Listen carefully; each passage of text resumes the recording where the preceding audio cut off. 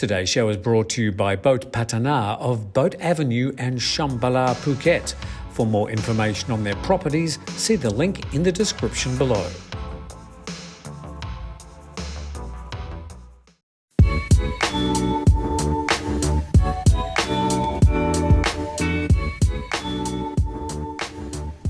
Good morning. Welcome to Good Morning Thailand. Last day of the week. I think we're on to episode 60 or something, but thank you for joining us. And we've got Jay in here, of course. Morning. Good morning and a good Friday to you all. We've got some rain over the weekend, pretty much all around the country, but we'll report on the weather a little bit later. Also, some quite funny comments, which we'll get to as well. But we'll start off with our COVID numbers for the day.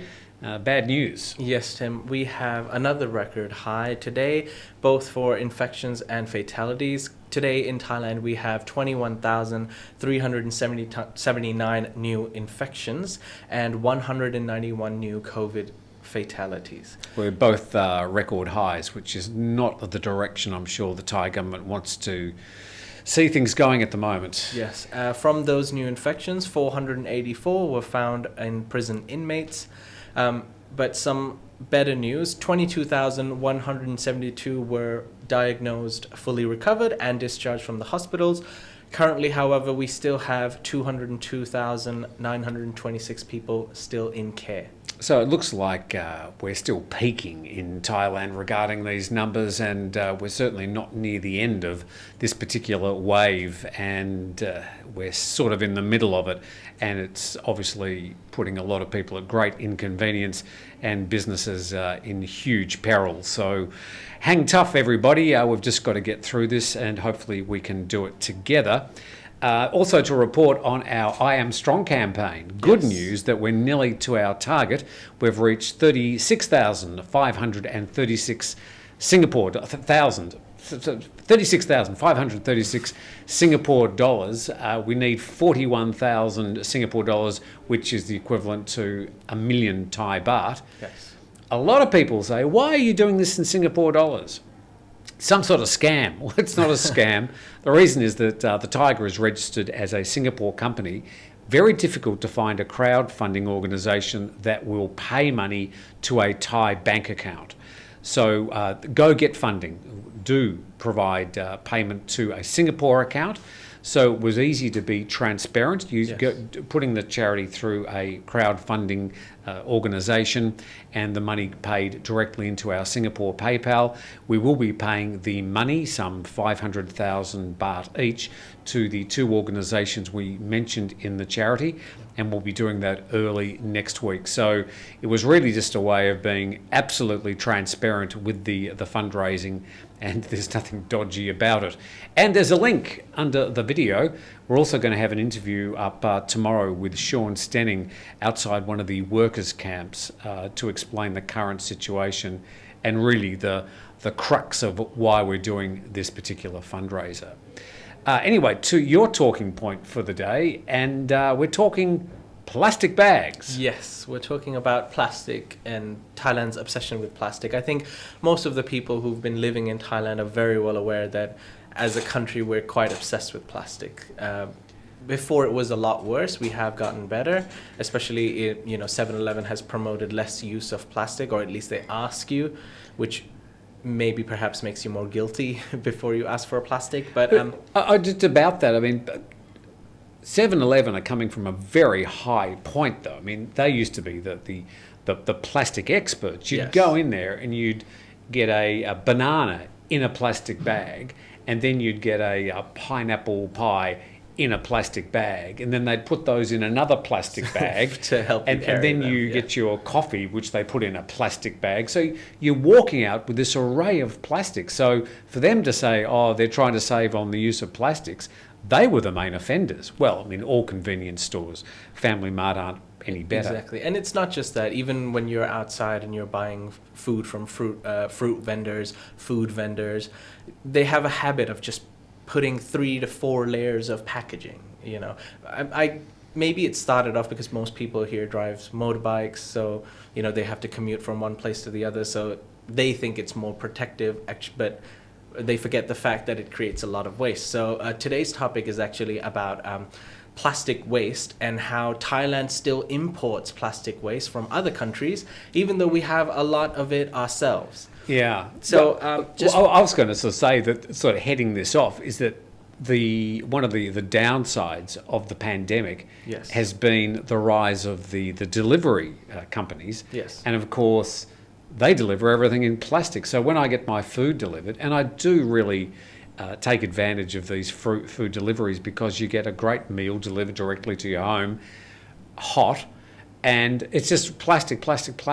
And so the pandemic, one of the downsides is a lot more plastic seems to be circulating. Exactly. And here's a number for you, Tim. 62%. That's how much the plastic waste was increased last year.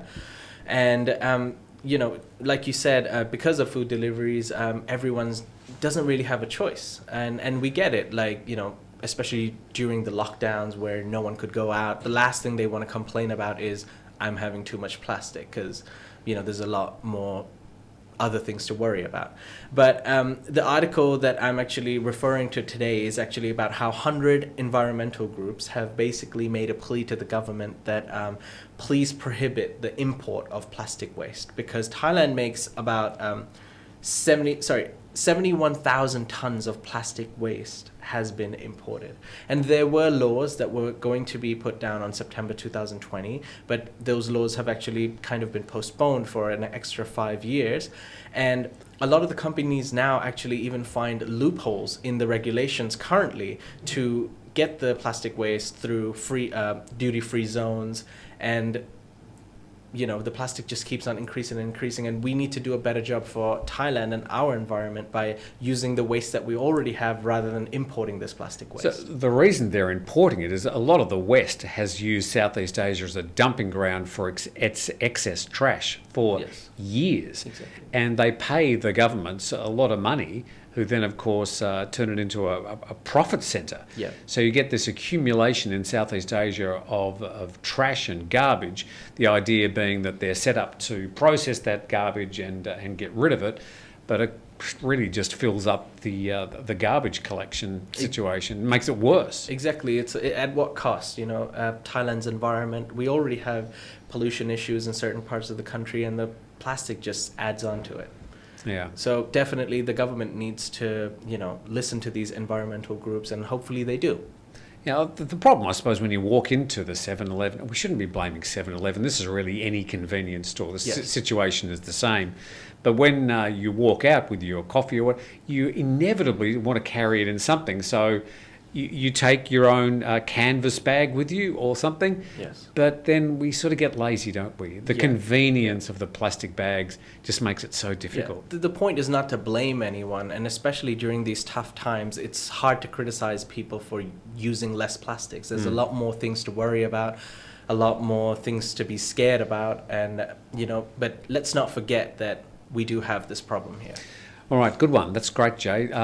Big thanks to Shambhala, by the way, our sponsors, and just walked past their properties again yesterday, and definitely worth checking out if you're looking to perhaps invest in property in Phuket.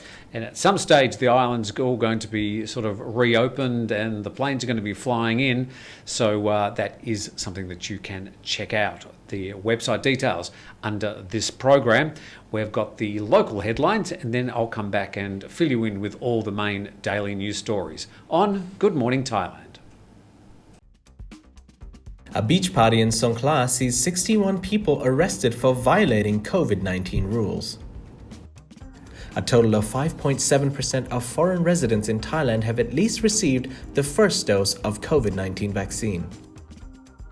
A couple in Suphanburi were arrested for running a child pornography group. A body was found in Phuket of a Swiss woman presumed to be murdered. Drugs were found inside a monk's pillow at Suvarnabhumi Airport.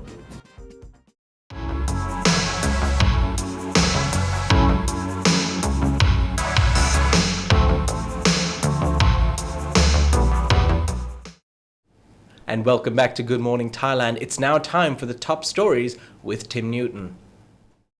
Thanks, Jay. A 57-year-old Swiss woman has been found dead at the Ao Yon waterfall on Cape Panwa, Phuket, yesterday afternoon. Police believe she'd been raped and murdered. Police were alerted after a 31-year-old local told police about finding the body around 1:30. The 64-centimetre tall woman was lying face down in the water and rocks about a kilometre from the entrance of the waterfall, although the area she was found was only 40 metres away from the passing road. The body was covered with a black sheet. Police estimate she had been dead for about 3 days. She was wearing a pink t-shirt, a jacket and necklace, but was naked from the waist down. Her mobile phone was lying in the water nearby. Police also located her passport and identification card. She had arrived on the island as part of the Sandbox project on July 13th and arrived alone from Singapore, staying at the Dusatani Laguna Hotel until the 27th before moving to the mooring resort near the waterfall. The body was sent to Waishira Hospital for an autopsy. Nok Air will continue operating out of U-Tapao Airport in Rayong, despite the province now registered as a dark red zone. Until August the 18th, they will continue with their flights to Nakhon Si Thammarat, Ubon Ratchathani, Ubon Thani and Chiang Mai. They're just waiting on a final go-ahead for flights to Trang, Chiang Rai, Suratani. The flights to Phuket will only be one way off the island but not onto the island.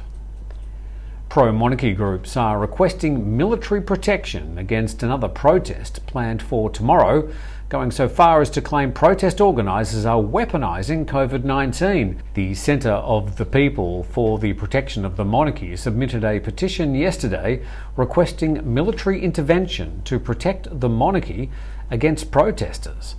The Free Youth Movement is planning a large protest where they plan to meet at the Democracy Monument and march from there to the Grand Palace, despite a recent Royal Gazette decree specifically designed to rule against the demonstrations under the emergency decree. The leader of Thai Pakdi, a party in favour of the monarchy, took to Facebook to accuse the protesters of biological warfare, claiming the gathering will intentionally spread what they called the biological weapon of COVID-19. They say the Grand Palace is a sacred site as the home of both the official residence of the King and the Temple of the Emerald Buddha. Supporters say these sites are held in high esteem by the people of Thailand and the protesters must not be allowed to desecrate the palace.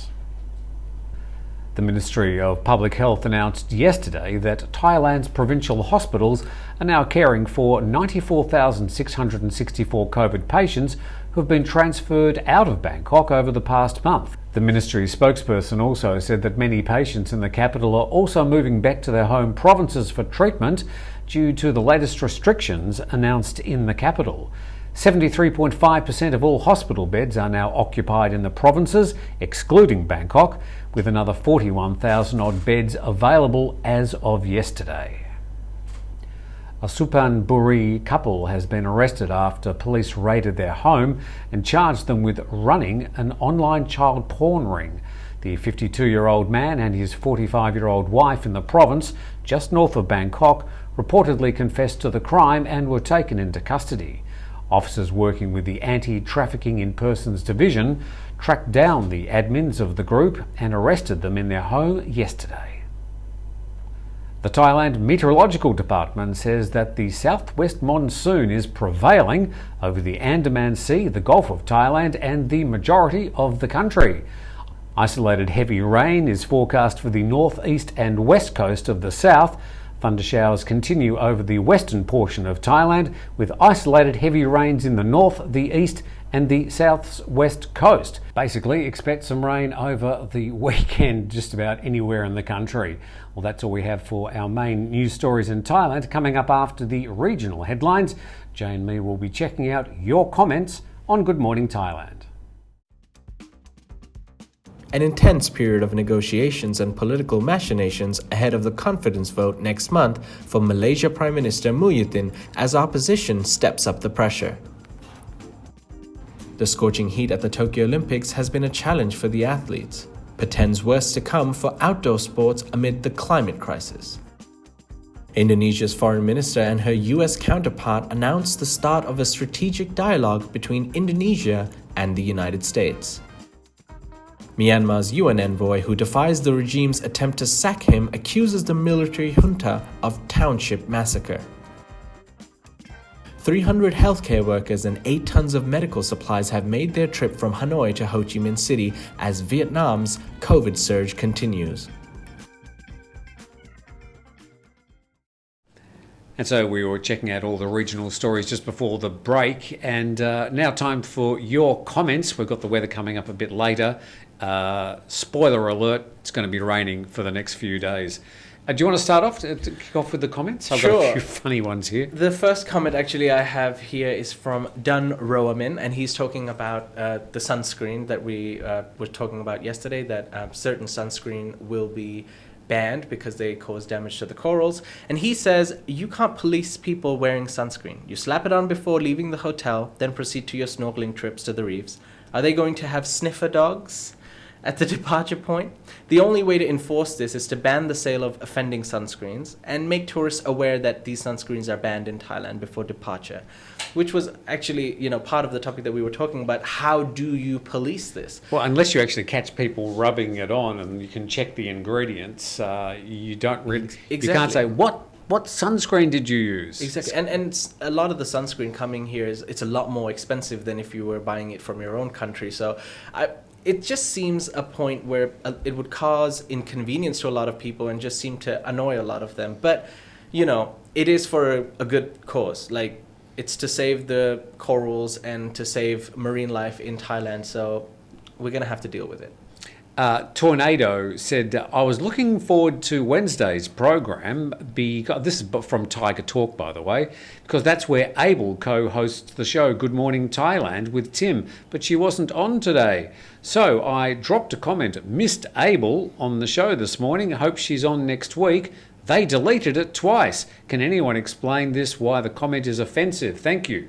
Well, we certainly didn't delete those comments. In fact, I can't actually remember reading them. There were a few people asking where Abel was on Wednesday, and I replied to them. Basically, Abel is a private citizen. She's got her own private business, and great for her, she's very busy at the moment. So Abel from Find Your Voice Asia, thank you for being on the program for the 2 months that you were here. Abel may come back in the future when she's got time, but good luck to Abel for getting enough work to keep her going at the moment, and we thank her for her time on the program. So there's nothing to delete, there's nothing strange about it. Maybe we should have explained that on Wednesday for the program. But Abel, I'm sure, will be back at some stage. And Tornado, no one deleted your comments. What have you got? I have another comment here from Nick Day, from Thailand News Today yesterday, who says, any idea how we can get Facebook to put the Thai translation back? I think we did speak about this a couple of months ago, how Facebook has taken down translation from Thai to English because of a certain issue that we had. Yes, there was a translation of a story about the royal family, and the translation, we won't repeat it, but it got it very wrong, and it was just a completely unintentional mistake. As you know, the translation from Thai into English or any other Western language is sometimes nothing even near what it should be, because the words, when written, don't sort of reflect the tones, and it's just a difficult language to translate. So the Thai government told Facebook to remove the auto-translate, and at the moment I can't see it coming back anytime soon. Yes. So all you can do is copy and paste the comment and drag it into Google Translate yourself.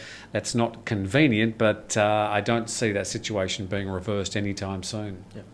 I have another comment here from Dario Marchesi, who says, I think surf skating will be around for years.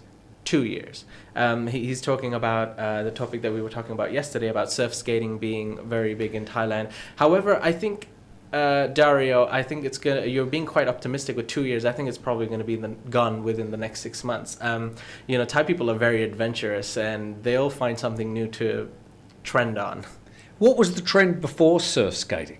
Which basically is sort of skateboarding, but with these slightly larger, more rubbery surfboard-looking type skateboards. Personally, I think amongst my Thai friends, they were really into traveling. I mean, obviously we can't travel anymore, but they like, Thai people are adventurous. They like to go to exotic places. They like to go, to Bhutan, to India, and even though, I mean, India is very well known, but they go to, places that, even in India, they go to places that normally you wouldn't go to, like Ladakh, even though it's quite popular within India, but, they love traveling. So that was more of a prominent trend, just travel. Do you know one of the favourite places for Thais is they love going to Japan? Yes. I found that very interesting. I'm not sure what the allure was there because Japan's a very different culture from Thailand in so many ways.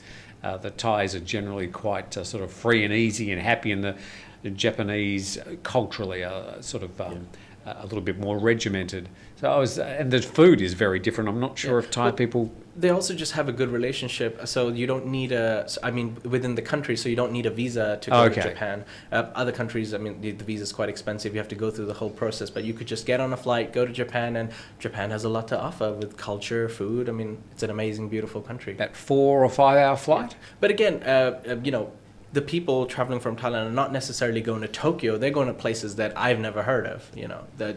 They're gorgeous, beautiful, unseen places. Have you been to Japan? I have not. No, not yet. I have been twice. Interestingly, the first time I went there, I had just bought a Mazda, an RX-8, which was a really cool car. Nice. And it was the first rotary engine car I had. It was the only mass manufactured Wankel engine rotary car at the time.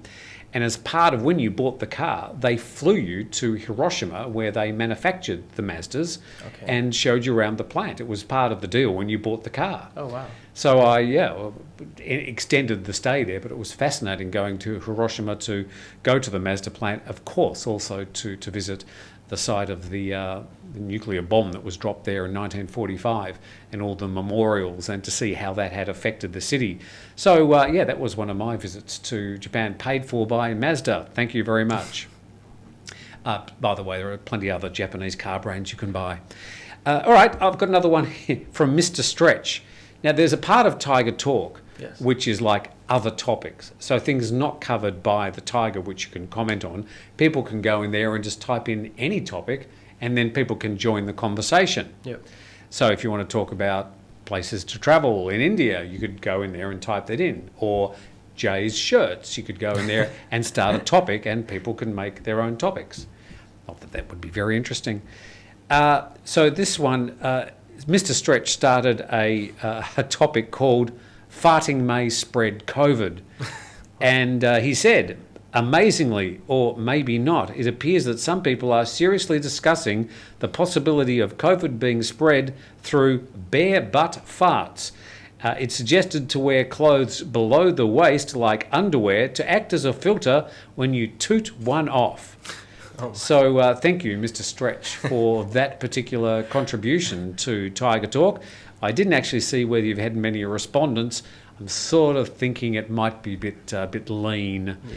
But good luck, and thank you for bringing that important story to our attention. Not sure how much science is behind that, but just try not to do that in general, I would say. Yes. Regardless of... Hold off until you sort of get somewhere quiet, and then, in your words, toot one off. All right, what else have you got? I've got one final comment here from Ian. This has actually been going on for a couple of weeks, and I don't understand it, but I wanted to bring it up to ask you because it relates to you. And Ian says, no. Jet looks like a Thunderbird puppet. Mr. Tracy, ? Thunderbirds are go. Now, I don't know what Thunderbirds are or what a Thunderbird puppet is, but it seems to be a thing. Okay, let me... this gentleman is it a gentleman? Yes, Ian McNamee. Ian McNamee. You're probably the same vintage. When I was young, we used, and that's a long time ago, we used to sort of have every Saturday morning the Thunderbirds, and it played for years and years and years, like 7 a.m. in the morning, I think, where I used to watch it. It's a puppet series made in the 1960s by Jerry and Sylvia Anderson, who made quite a few of these puppet shows. And they became quite iconic, and they're still on sort of reruns in many parts of the world. And they called, it was filmed in Super Mario Nation, which was there. The puppets were about that sort of height. And they became a bit of a staple, but they were good stories, and they used to sort of wobble around, and they were puppets, and they look horrific, though. I mean, they look a bit scary these days. Yeah, they do. But yeah, just comparing Jet to Mr. Tracy. Well, he looks nothing like Mr. Tracy, who's sort of a 60-year-old man. We'll show you a comparison. Now, this is Scott Tracy, Okay. who's the pilot of Thunderbird 1. The fact that I know all this is really concerning, the fact that I can remember it all. But if there's any Thunderbird puppet that he looks like, it's probably Scott Tracy. But even still, I can't see any similarity at all. Yeah. Well, I know what comments Jet will be getting this evening. Yeah, Jet and his hair. Me without hair, and you... Everybody comments about how you don't get your hair right. What are you doing? What can you do? I'll try to get it right this weekend. Do you have a style? I do, but it's just, it's been a bit difficult to go to the barbers and get a proper haircut done because, Excuses. Jet's hair has already got a life of its own. It just sort of sits there, and it's a thing. It's annoying. It's infuriating. It just seems to be perfect at all times, and he won't tell me his secret. By the way, Jet has... it's a wig. Jet's headed out of Bangkok. He's gone back to Chiang Mai. Yeah, he's from Chiang Mai, from the north. So we'll be getting Thailand news today from Chiang Mai. I think maybe from today, but a lot of people. We've got about 20 staff from the Bangkok office who fled over last weekend knowing that the boom was going to come down on the gate at Phuket on Monday. So they all headed down. So we've got about 20 of the Bangkok staff now in this office. And everybody is eyeing this particular room, thinking we're going to get that out. We are going to make some changes to the set, by the way, and you'll see that from Monday. By the way, we're moving the set around today. So hopefully you'll see a few changes next week, and you won't have to look at the blue wall all the time. That's it. Yep. That's it for today. Okay, so let's check the weather and we'll be back in a moment to say goodbye. Well, good to see some continuing clear air around the capital. I suppose one very minor side benefit of the lockdowns there. Temperatures of 32 up to 34 on the weekend. Should see a little bit more sunshine peering out on Sunday. To the Sandbox and Phuket, temperatures of 29 over the next 3 days. The usual wet season, sun, cloud and rain. Lowest temperatures will be 27 and quite humid. To Thailand's northeast and clear skies again, and we've got temperatures of 33 for the next 3 days, down to 25 in the evenings. Bit of sunshine today, but generally cloudy over the weekend. To Thailand's north, and we've got quite a variety of weather, all the way from some clouds, some rain and a little bit of sunshine peering through. Temperatures between 30 and 31, down to 22 in the evenings. In the central Gulf Coast, we've got temperatures of 30 degrees over the next 3 days. Overcast today, but a bit of sun peering through all the way through the weekend. Clear skies. And in Bang Lamung, including Pattaya, we've got temperatures of 30 today, 29 tomorrow and 30 on Sunday. Some sunshine, cloud and rain. Temperatures down to only 27 degrees and clear skies. Thanks for joining us on Good Morning Thailand, last day of the week. And what have you got planned on apparently what's going to be a very wet weekend? A haircut, apparently. Yeah, okay. I'm not sure what you can do. You've got very fine hair. Does it behave? I guess, if I put a lot of product, which I don't like doing, but yeah. Okay. Enough about the hair, guys. Oh, natural. You know, the more you don't want to talk about it, the more they will talk about it. I guess. Okay, thank you for your comments, your criticisms, and thank you for being part of the I Am Strong campaign. We'll be closing it up on Sunday night, and we'll be doing some more coverage on that on the Thaiger tomorrow. So there's a few videos we've got lined up this weekend. I think Jet's got another real estate video. Yes. We've got this interview with Sean Stenning. Also another interview with a gentleman called Simon Boyd, Dr. Simon Boyd, from the Mahidol University. Did I say it right? Yes. Mahidol. Mahidol. Mahidol University. And he's been looking at a study about the effect of quarantine on people, how different people cope in different ways with the 14 days in quarantine. So that's coming up on the weekend as well. Jet is also here with Thailand News Today this afternoon, and we'll be back Yes. next Monday with another Good Morning Thailand. Have a fantastic weekend. Thanks for watching.